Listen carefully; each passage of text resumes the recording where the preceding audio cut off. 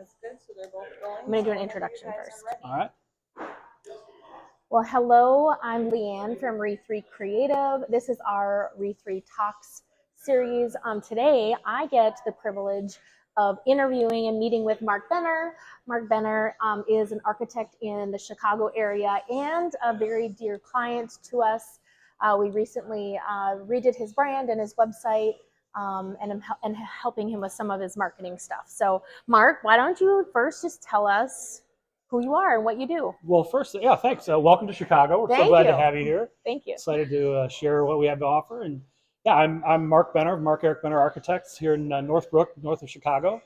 Tell me what you do. Tell me what you do. You are an architect. What does that mean to the world? So primarily I design single family homes, custom, throughout the North Shore of Chicago, and as well as other markets up in Lake Geneva, really all around the country, doing work all around. That's amazing. I've seen his work. It's really great. Very, very exciting. I know some of the answers to these questions, but our audience is not. So I want you to tell me, who's your ideal client? Who do you work with? Who is the kind of people that hire you to build their homes? My clients are typically those that have a little something unique or different that they have in mind for their home. Kind of a puzzle or a problem solver. So I do all sorts of homes, but primarily the people that find me are really struggling to make something work the way they want it to, or they have a unique demand or need for their home. Sure, yeah. Tell me how Mark Benner Architects started. Like, where did this? Tell me, like, the history of, were you drawing little? This is me. Like, when I was a kid, I used to actually draw floor plans when I was a kid because my dad was a draftsman for the city of Winnipeg and worked with architects, and he would bring home blueprints and bring home the little templates with toilets and bathtubs, and I loved drawing floor plans. So I don't know if that's your story, but tell me your story and how you started. Very similar. Actually, my brother and my sister and I all would have competitions, primarily designing horse barns. Okay. So as kids, we thought we'd be equestrian. Did you have horses? We did not have horses. Okay, it was just like a thing. We would go to horse camp. Okay, yeah. So we had a connection with horses in the equestrian lifestyle. But then I kind of, throughout high school, I was interested. My father was a very hands-on DIY kind of guy. So we fixed things around the house and built our own deck. And so that kind of got me in the realm or the interest of designing homes and structures. And I became a rough framing carpenter while I was in high school, summers, holidays, as I entered college. So I have really hands-on experience with putting buildings together and solving problems. That's awesome. That oftentimes architects don't reveal during the design. So that kind of led me to architecture, and I went to architectural school at Lawrence Technological University in Southfield, Michigan. And right out of college, I got a job with an industrial commercial design build firm. And that very early years of transitioning from hand drafting to CAD. And I brought those skills with me. They were still very much a hand-drawn product there. In fact, one of the things that they assigned me was they had this gigantic sheet, which was their construction schedule, and I had to go in and hand draft. Wow. Just as the dates were changing and updating. That was their scheduling. And I introduced them to digital project management, and that's what they're using still today. Sweet. That's kind of, I think that's kind of the story of everywhere I've gone. I bring technology and new practices to make more efficient, make a better product. And even now with Powerhouse Smart, we're part of the same network group called Powerhouse Smart. We're actually here for an event in Chicago, and got to sit down with Mark today. So you even were speaking in, I think it was when was it? When we were in Chicago last for the conference, March, I believe. March, yeah. Where he was speaking about AI technology in the architecture industry, which was really awesome. When did you start your own business? So I worked here for a luxury residential design build firm called Orrin Pickell.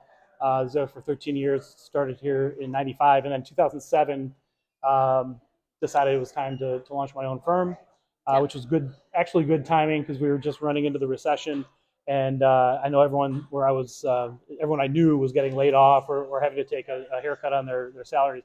So I kind of got a running start and headlong into the recession, but I had some really good projects that helped get me through that. and it was a good solid foundation for getting started. Are you from Chicago?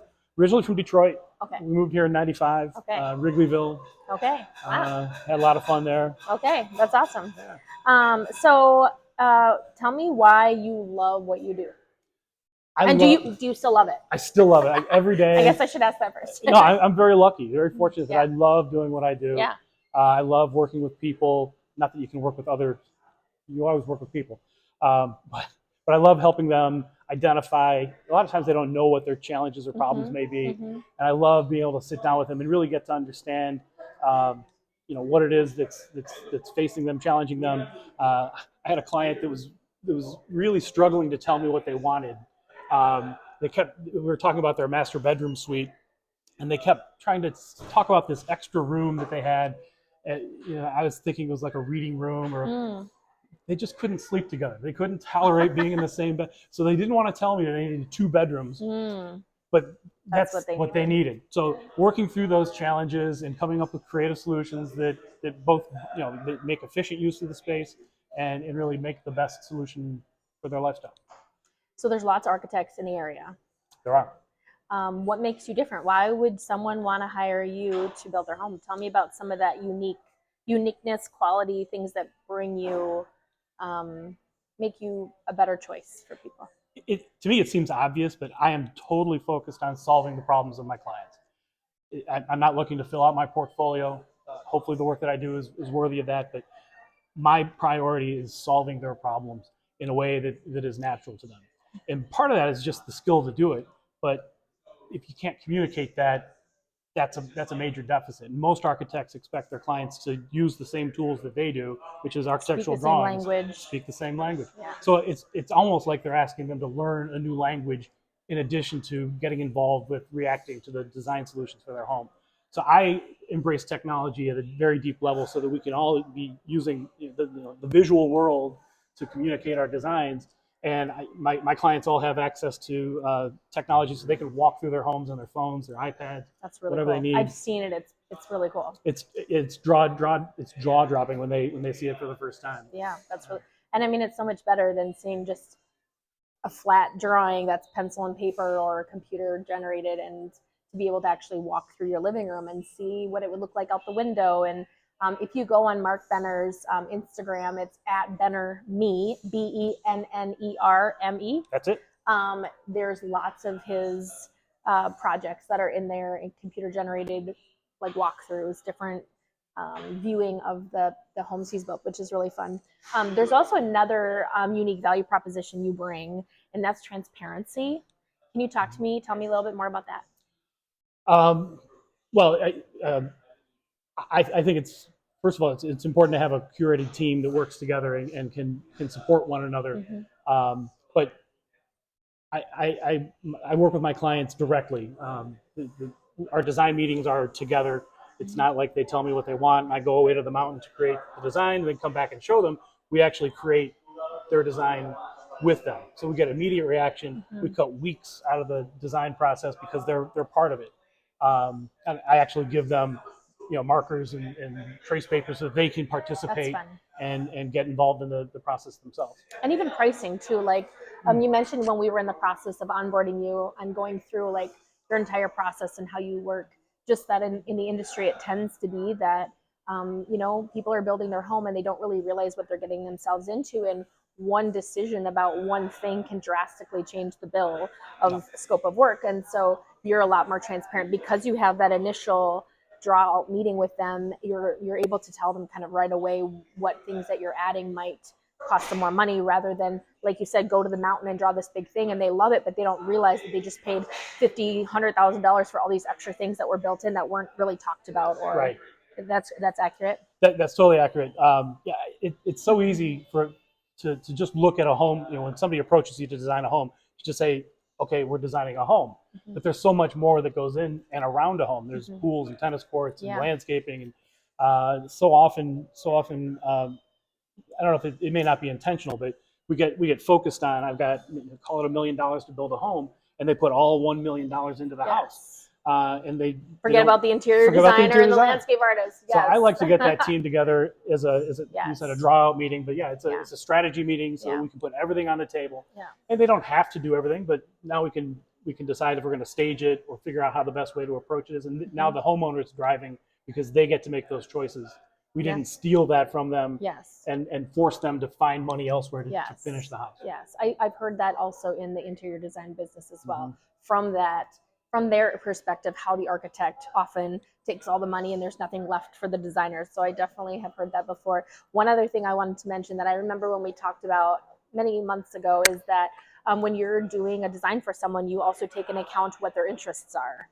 Tell me, I'm not. That's all I'm going to say. I want you to keep going with that. Tell us about that. Well, we get into, we think of our houses pretty one-dimensionally typically, but our lives are full of other things that we're responsible for. We have kids. There's hockey games.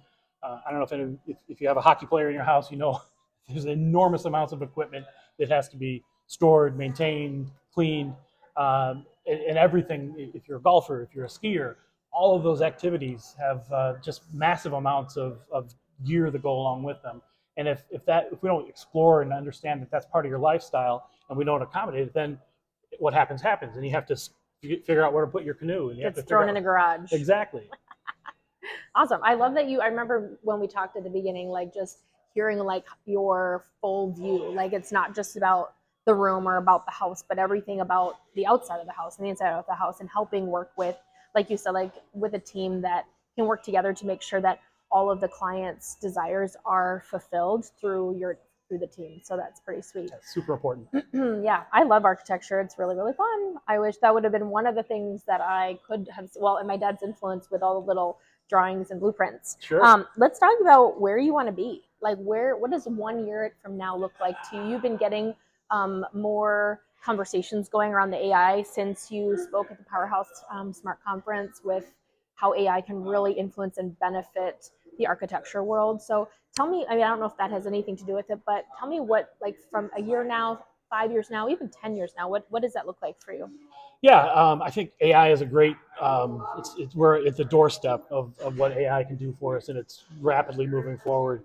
And I think it gives us a lot of powerful tools, and it's a big focus of mine. It's really advanced what we do. Previously, we use all the tools, House or Pinterest. We go out to research concepts, which is still enormously valuable. But with AI, we can now more directly research those concepts and have the whole world at our footsteps. So I see that as being a big a foundation of what we do to we can get into the design much more rapidly and comprehensively, and at a greater depth than we used to. And I think that's only going to we're going to rely on AI not just to create images, but also to better understand our zoning codes, building codes, how those are going to apply to this particular project. And I see that growing, taking a big role in everything that we do. So 5 years down the road or 10 years, what are your plans? I know one of them we talked about just doing like some sort of co-working space with other architects, designers, landscape artists, engineers, different things like that. Tell me, maybe not that, but whatever. Just tell me where your goals are lying. Yeah, the trolley that's really loud to pass by. We can edit around this. Yeah, the core of my business is all about collaboration, working with the best team members. While I can do almost everything, I can pick colors and pick fabrics. I'd rather have somebody in place who's really refined. And the interior designers appreciate that also. And it's great to have a partner in that way. So same goes for landscape and specialty design, pools, tennis courts, exterior lighting.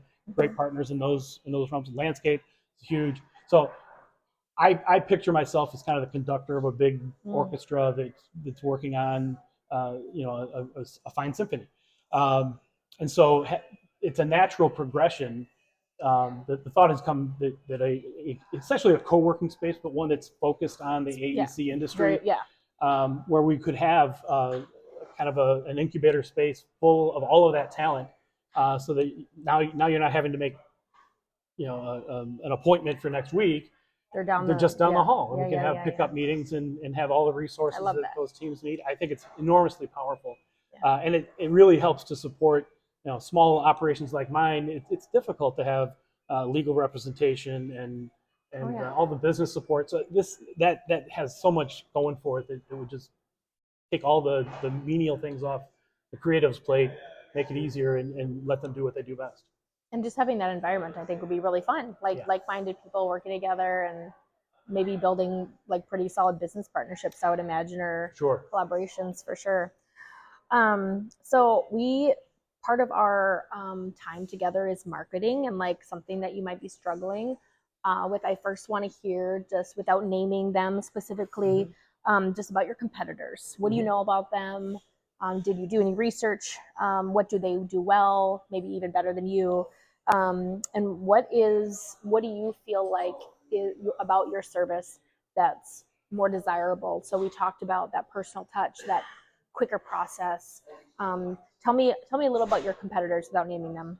Yeah, so everyone has their own priorities. Yeah. There are certainly those that are out there trying to get the most cost-effective service out there, and there's a place for that, but it also comes with its own cost in terms of flexibility or inflexibility.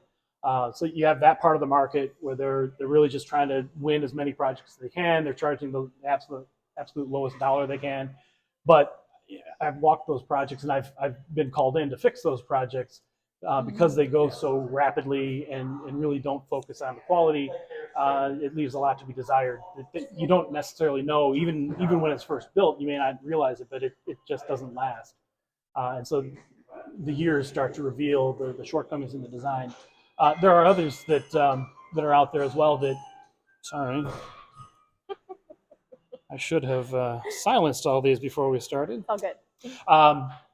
So then on the other end of the scale, you have those that are producing the absolute highest end, and they charge that amount. I like to think of myself as the value selection right in the middle, where we give you really great design that performs and really results in, I like to say, I create value for my clients. What do you think some of your competitors do well? Give me some examples of like, hey, even though that's not my cup of tea, this is something they do really well at. Well, I know several who are very, very talented in certain types of architecture. They have big operations, so they can handle large projects and lots of them. I like to do that same thing by building a core team. Sure. But some of them are really good at that. I don't see a lot that are really embracing 3D in design. So most of them are very traditionally based in their production process, which is fine. But I think they're leaving big gap. That's a big gap. A gap on Since we use 3D throughout from the very beginning, we can make really great, intelligent choices, well-informed and intelligent choices, because we have a unique perspective. Our clients have a unique perspective, for sure, and they're not waiting to the end to see it. We're showing it to them from the beginning, for sure. And I think that's one of the objections that most architects have, is that it slows them down. So they have to slow down. If they have to slow down to show that, and then if they have to back up and redo things because they've revealed it, I have seen practices where that happens, where they don't want to show the clients all the perspectives because they haven't been worked out yet. Or that's bad. Yeah, that's not good. It's very regrettable, and I see it all the time.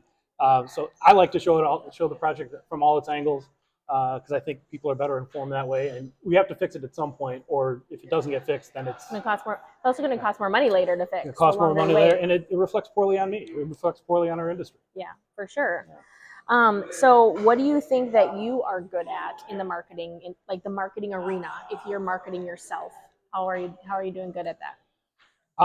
Well, so everything I do is very visual. So I've got a lot of content that I push out to various social media networks, platforms. So I'm heavily involved in Instagram, YouTube, Facebook, of course, LinkedIn. So all of my work gets presented there.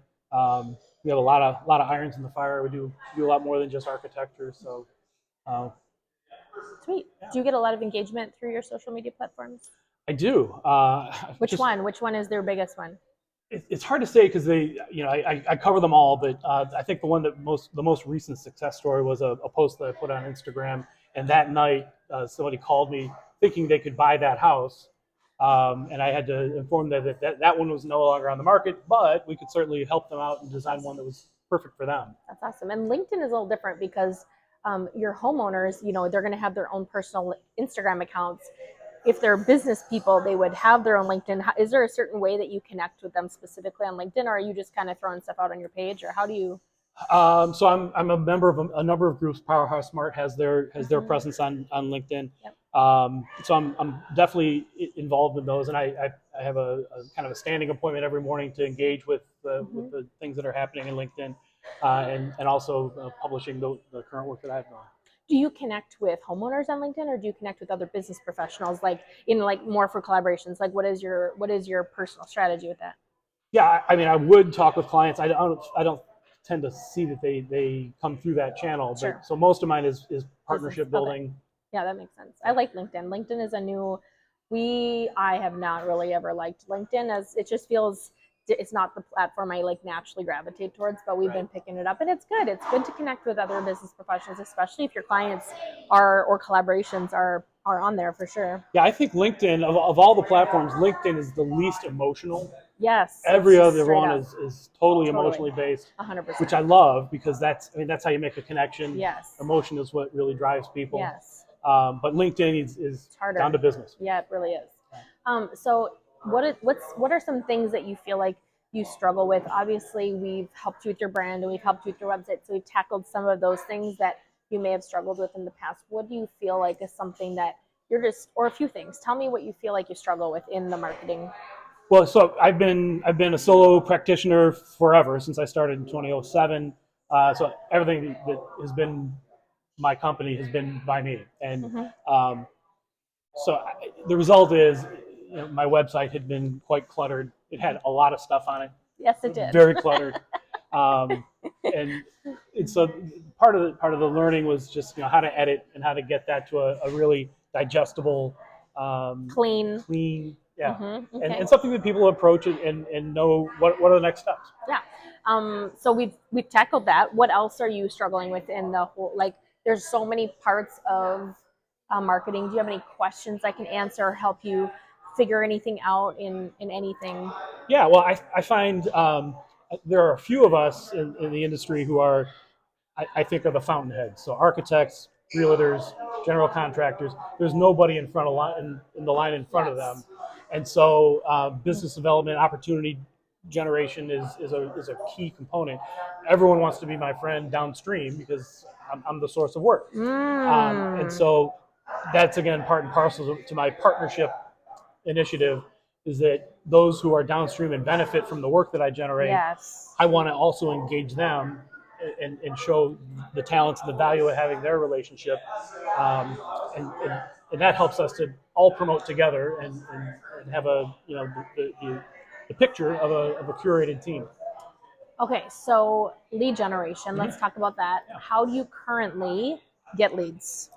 I think, like most architects, I've relied significantly on referrals, word of mouth, and that's still a very active and core source of opportunities.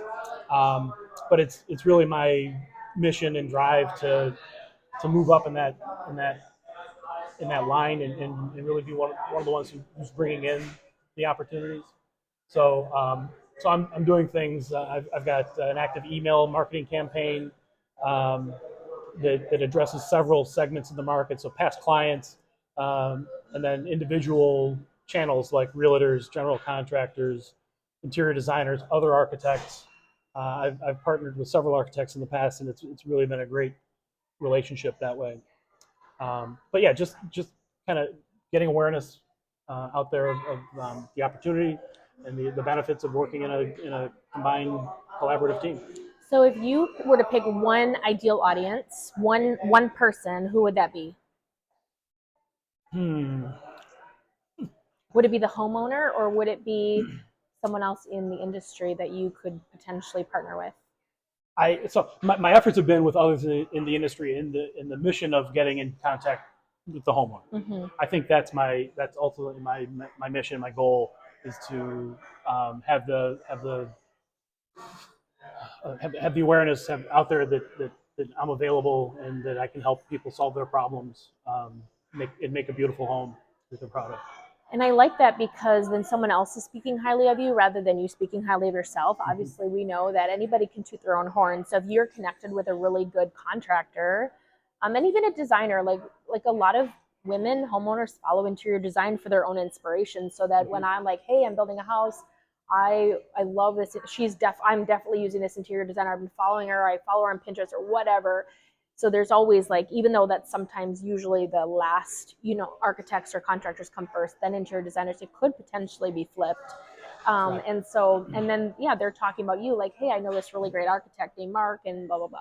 How do you, besides your newsletter, like, what is for your email marketing, do you have a good open rate? Do you have people that are engaging with the content through your email, or are you looking to improve that, or? I know there's room for improvement on that. I do get the sense that I have a above average open rate and click through rates on most of the campaigns that I send out, but I'm sure there's opportunity for improvement there, and really just getting a targeted message that attracts them and encourages them to take that next step. Can you tell me what maybe your first, if you and I were at an event and I'm an interior designer or contractor, what would that, and you meet me and I give you my card and you add my email to your email list, could you tell me whether it's how it is right now or how you envision it to be? Can you tell me what that first email might look like? Yeah, I mean, it's the first ones are generally friendly, gratitude for making the introduction, and then always, I keep beating the collaboration drum, but that's really my core message, and I think that's something that resonates with those other partners. So I always try to engage them and encourage them to let's think about how our paired services might look working together.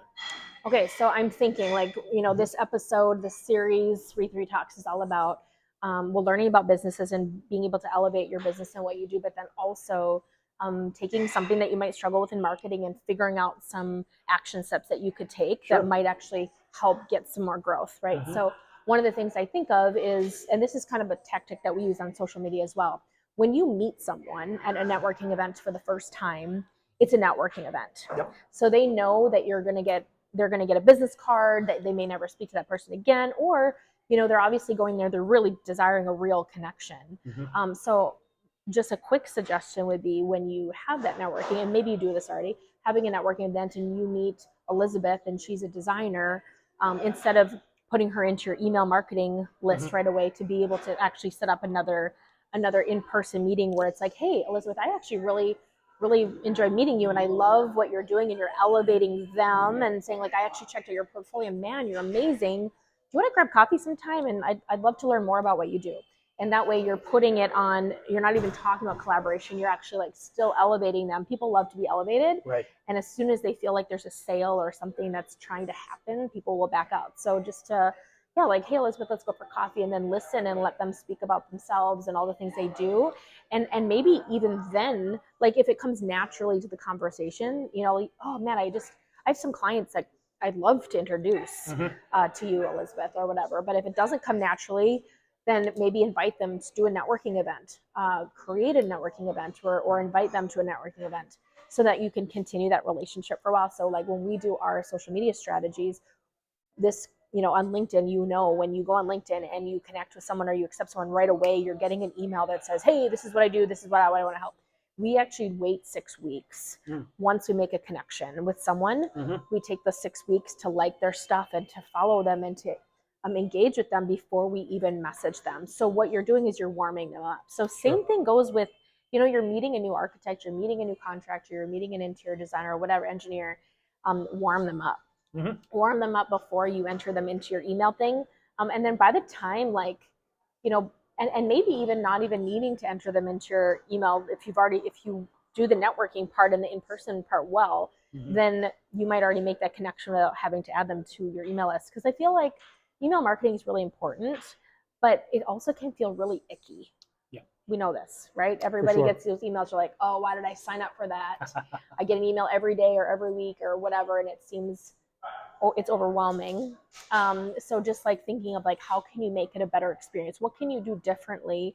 You know, email marketing is probably something that some of the architects do, maybe not with other business professionals, but like, what could you do differently? And you're not well, you might be an introvert, but you do really well with people. I'm ENTP, so So just being able to like be in person with people and have like real connections. You and I have connected really well. That's why our partnership is amazing. You're really great at connecting, and so I think that using your gift naturally of connecting would be a great way to maybe even maybe say, like, for the next 3 months, I'm not going to add people to my email list. I'm going to focus on getting in person with them. And I know you do a little bit of in-person stuff, and also time is money, and so you can't spend a ton of your work time doing that, but that could also actually build your business the other way too. And inviting people, like doing a networking event, and invite the people that you really esteem, like even maybe your competitors, you know what I mean, and bringing them all together. Sure. And your own one, not like a Powerhouse Smart, or like even just doing something of your own. Right. No, that's all good. Yeah, I've found I operate out of a home office, which is great, but it also has the downside of I isolate myself. I tend to isolate myself, and I use digital channels to help get out of that. But it's not real. Recently, I've really been recognizing the need to. So I've spent a lot of time in Lake Geneva, meeting with realtors and builders, and so that's something that really needs to build on.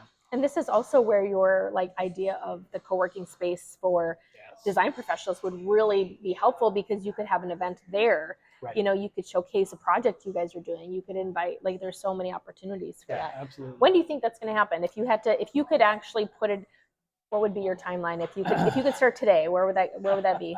Where or when? When, like, timeline wise, yeah. Yeah, it's been analysis paralysis, so I need it's time to take action on that. But,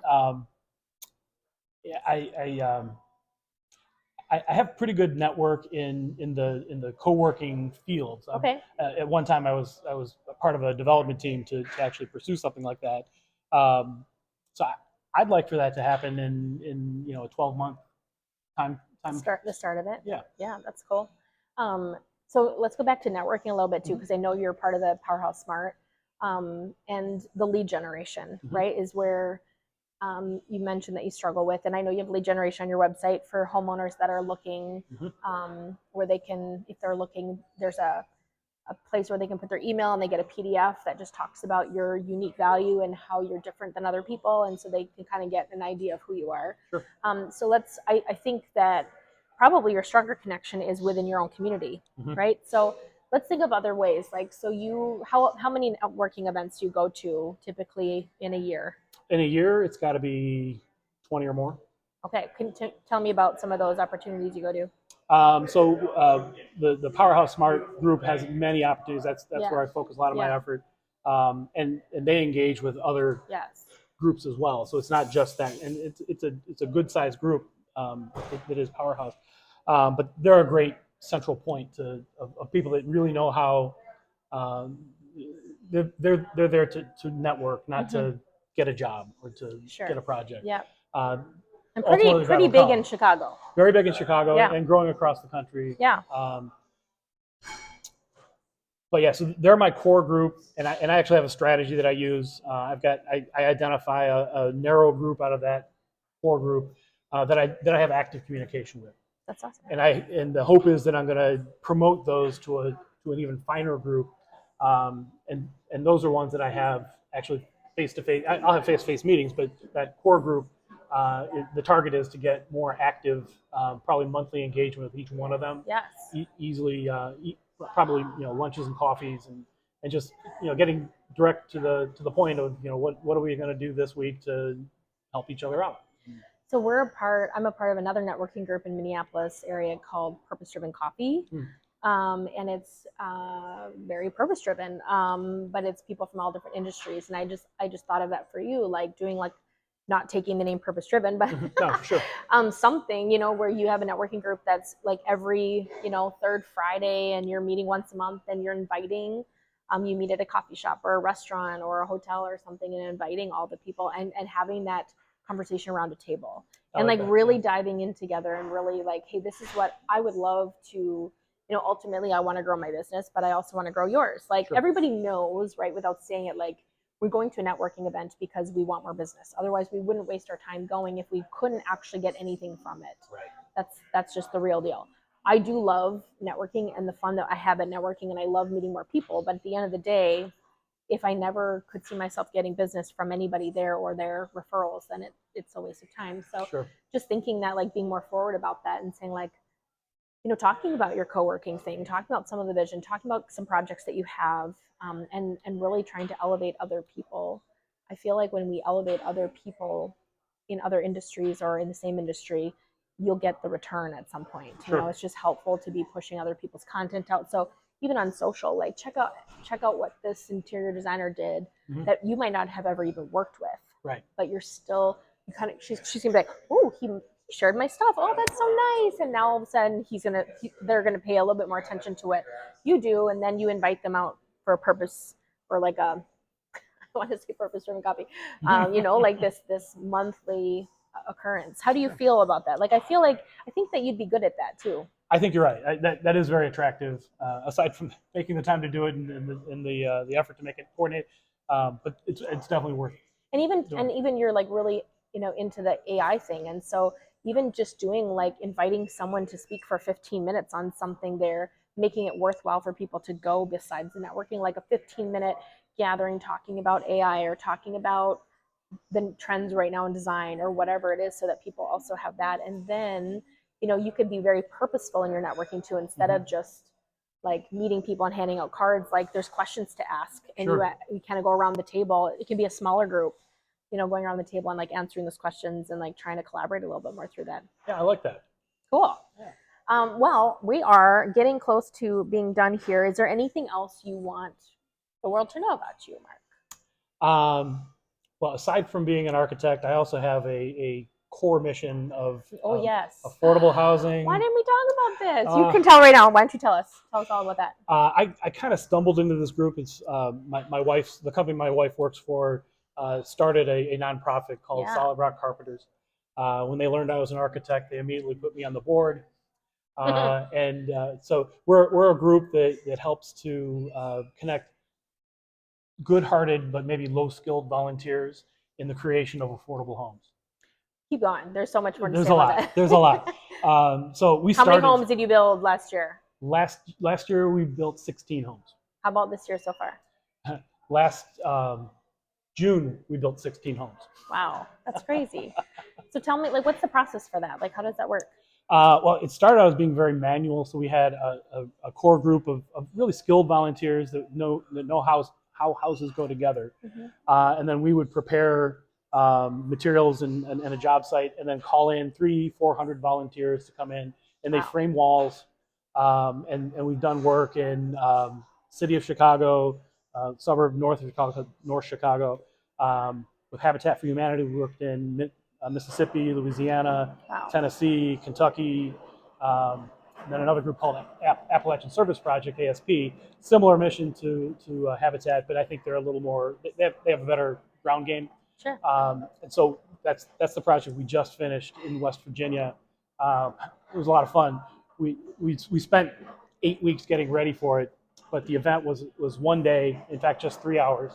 We had 350 Home Depot volunteers that showed up at 8 o'clock, and by noon we had 16 homes built. I'm pretty sure that's a record. That actually might be a record. And actually, there were the walls for the houses. So they all got loaded onto trucks, and 8 of them went to Kentucky, and 8 of them went to Tennessee. Wow, that's crazy. Well, tell us all your social media channels so that people can follow. Yeah, so Instagram is at Benner ME. YouTube is Mark Eric Benner Architects. Facebook is also Mark Eric Benner Architects. LinkedIn. I also think it's at. I've tried to stay pretty the same consistent across through all of them. I don't have it on my phone. It's Mark Eric. If you search for Mark Eric Benner Architects, you'll find it. Awesome. Well, I appreciate us meeting today. It's been great. It's been a great year knowing you and getting you up on your website. Your website is mebaarchitects.com. Architects.com. Architect.com. Go check it out. Thanks for tuning in and listening. Thanks, Mark. Thank you. Have fun.